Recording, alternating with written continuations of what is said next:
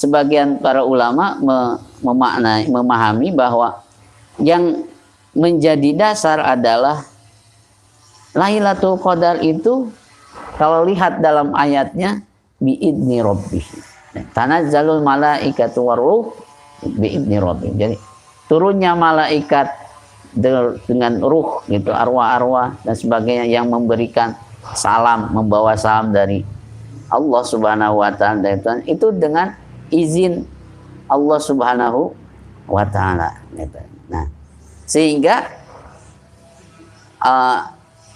ada sebagian menyampaikan bahwa ya ini bagaimana izinnya Allah Subhanahu wa taala gitu. Bisa di tanggal 27, bisa di tanggal 25, bisa di tanggal 24, bisa di tanggal 23, bisa di tanggal 20 ataupun tanggal 17 dan sebagainya gitu. Maka dari situ sebaiknya kita gitu, berupaya gitu, semaksimal mungkin, wabil khusus di awakhiril gitu ya, di akhir-akhir bulan Ramadan itu meningkatkan kualitas dan kuantitas ibadah kita. Semoga itu di salah satu malam kita bertemu dengan Lailatul Qadar. Nah, paling tidak minimal gitu ya, minimal amalan yang harus kita lakukan adalah bagaimana kita menjaga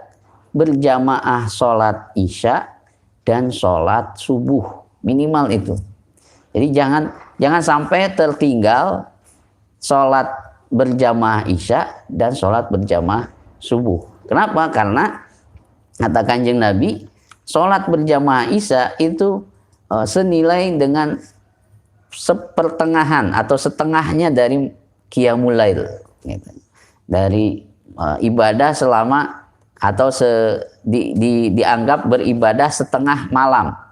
Sementara sholat berjamaah subuh itu setengahnya lagi. Jadi ketika kita terus menjaga, berupaya melaksanakan sholat subuh berjamaah dan sholat isya dan subuh berjamaah, maka pada saat itu insya Allah kita tercatat atau ternilai bisa bertemu dengan Lailatul Qadar. Tentu tidak bisa dibandingkan dengan yang memang dengan lahir batin beribadah gitu. Setelah sholat isya baca Quran, taraweh dan sebagainya, umpama terus qiyamul lail dan sebagainya, ya itu tidak bisa disamakan dengan yang tadi gitu. Tapi ini minimalnya supaya kita semua kena berkahnya, kita dapat berkah daripada Lailatul Qadar. Nah, selain itu yang paling utama amalan yang harus kita lakukan adalah memperbanyak baca Quran. Kenapa? Karena tadi disebutkan bahwa Lailatul Qadar itu malamnya yang pertama kali adalah malam yang dijadikan atau sarana turunnya Al-Quran. Maka amalan yang paling bagus gitu pada saat itu, selain doa yang diajarkan kepada Siti Aisyah, juga bagaimana memperbanyak baca Al-Quran. Nah, di dalam kitab At-Tibyan ini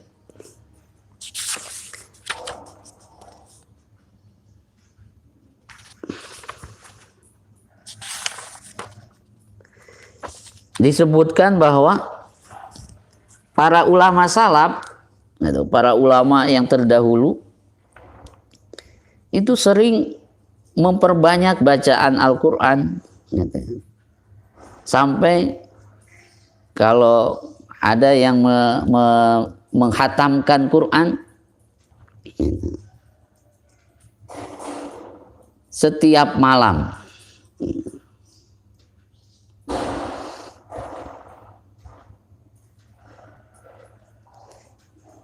Nah, di sini ada keterangan tentang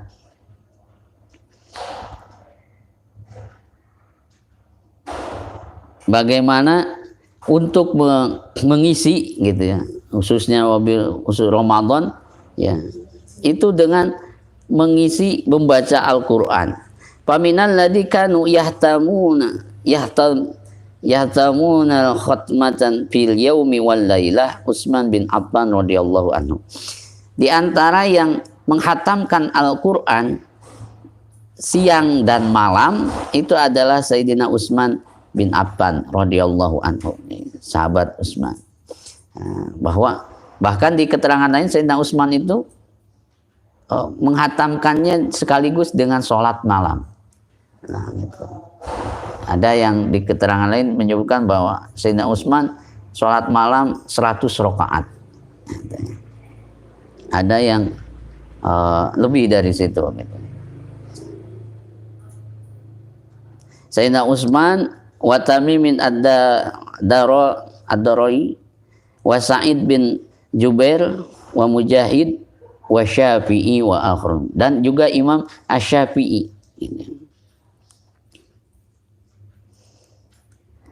Wa man ladzina kanu yahtamuna salasa khatamat Salim bin Itri radhiyallahu anhu. Ada juga yang sehari semalam itu menghatamkan 3 kali khataman Quran. Masya Allah. Ini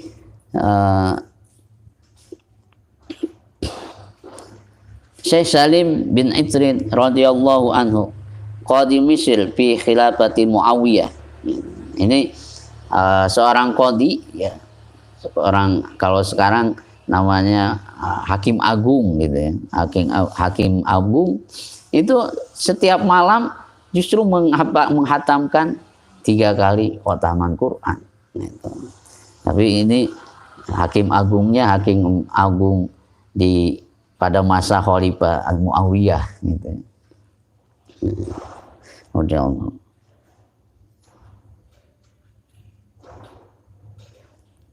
Waruya Abu Bakr bin Abi Dawud wa annahu kana yahtamu fi kulli lailatin salasa khatamatin. Nah, sama Abu Bakar bin Abi Daud juga beliau menghatamkan Quran di setiap malamnya 3 kali khataman.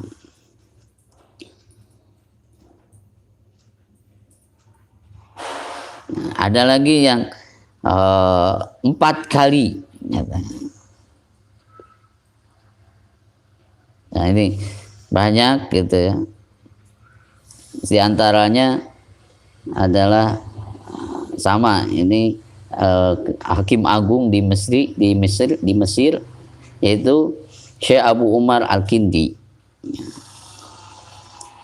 Beliau juga khatam 4 kali. Banyak yang itu.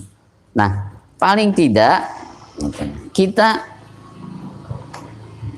haruslah mengisi gitu ya. Kalaupun tidak bisa khotaman setiap malam, maka kita harus mengisi malam-malam di malam yang itu kita harapkan merupakan Lailatul Qadar, kita isi dengan membaca Al-Quran biqadril imkan, sesuai kemampuan.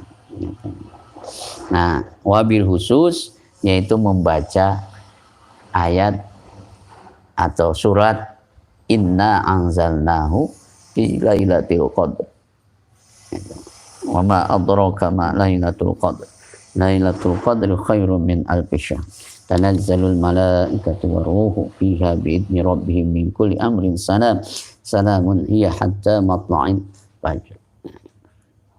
Nah, ini kalau bisa gitu ya, setiap sholat gitu dibaca 7 kali.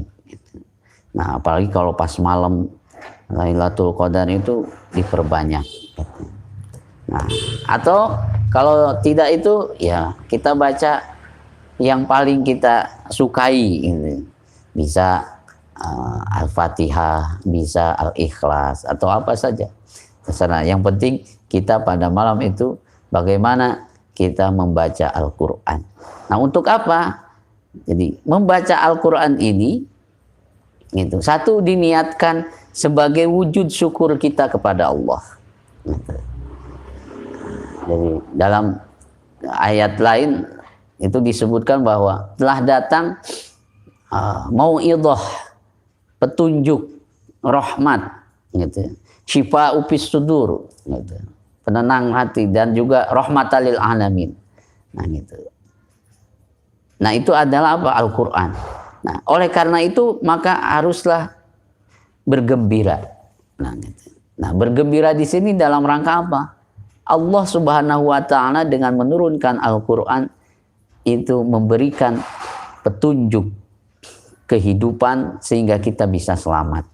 Nah, dengan membacanya saja itu menjadi ibadah yang akan menyelamatkan kita. Maka kita harus bersyukur. Nah, syukurnya kita yaitu dengan bagaimana kita membaca Al-Quran itu. Nah, di samping itu secara tasawufnya, secara batiniahnya, kita menyiapkan diri kita agar kita ketika datangnya para malaikat dengan ruh-ruh gitu, bahkan disebutkan para nabi, para rasul gitu ya, yang ruhul qudsi itu, arwahul qudsi itu ikut turun gitu, menyampaikan salam dengan izin Allah gitu. Maka di keterangan lain sering orang bertemu dengan para ulama soleh gitu, bahkan bertemu dengan Nabi gitu, bertemu dengan Kanjeng Nabi Muhammad SAW. Nah, tentu yang bisa bertemu dengan Kanjeng Nabi Muhammad SAW adalah umatnya yang sudah siap. Umatnya yang sudah siap. Nah, bagaimana kita menyiapkan diri kita? Yaitu dengan apa? Dengan senantiasa membaca Al-Quran itu. Dengan punya wudu, baca Al-Quran, dan sebagainya. Zikir, baca sholawat, dan sebagainya. Nah, nanti ada yang menyampaikan gitu, bahwa ketika turun itu ada yang datang gitu. Datang hanya menyampaikan, disampaikan salam dari Allah Subhanahu wa Ta'ala. Ada orang yang menerima salam itu, ada yang tidak tahu gitu. Ada yang sampai bisa bersalaman gitu, bersalaman dengan Kanjeng Nabi Muhammad SAW. Nah, tentu ini Masya Allah gitu. Tapi ada juga yang hanya ditunjukkan, kita umpama bermimpi, malam itu bermimpi ketemu dengan seseorang, tapi kita tidak tahu, cuma ada yang menyampaikan itu adalah Nabi Muhammad SAW. Nah, itu bisa seperti itu. Nah, wallahu a'lam, Allah yang lebih tahu secara pastinya, tapi kita dituntut gitu. Sekalipun mungkin nanti kita tidak bermimpi, tidak bisa ketemu langsung karena memang kondisi kitanya belum siap dan sebagainya, tapi mudah-mudahan dengan kita mengisi malam-malam Lailatul Qadar itu dengan membaca Al-Quran, Allah perkenankan kita gitu, mendapatkan berkah gitu. Lailatul Qadar yang awalnya memang itu adalah nuzulul Quran gitu. Nah, apa berkahnya paling utama adalah bagaimana kita bisa mencintai Al-Quran ya, dan bagaimana kita bisa belajar Al-Quran serta mengajarkan Al-Quran. Yang mudah-mudahan Al-Quran ini nanti bisa mendampingi kita baik hidup di dunia, wabil khusus nanti di alam akhirat yang diawali dengan alam kubur. Nah, gitu. Sehingga di alam kubur itu akan merasa tenang, akan merasa terang, nyaman, damai, bahkan bahagia. Kenapa? Karena didampingi oleh Al-Quran. Kita pun itu bisa merasakan kenikmatan membaca Al-Quran ketika hati kitanya sudah ikhlas gitu. Bahkan sebelum membaca gitu ya. Kita baru membuka halaman Quran saja, baru melihat Al-Qur'annya saja sudah terasa sejuk gitu, nikmat. Nah, tentu ini bisa dirasakan melalui keimanan gitu. Tanpa keimanan maka tidak bisa kita merasakan nikmatnya Al-Qur'an gitu. Apalagi nikmatnya malam Lailatul Qadar.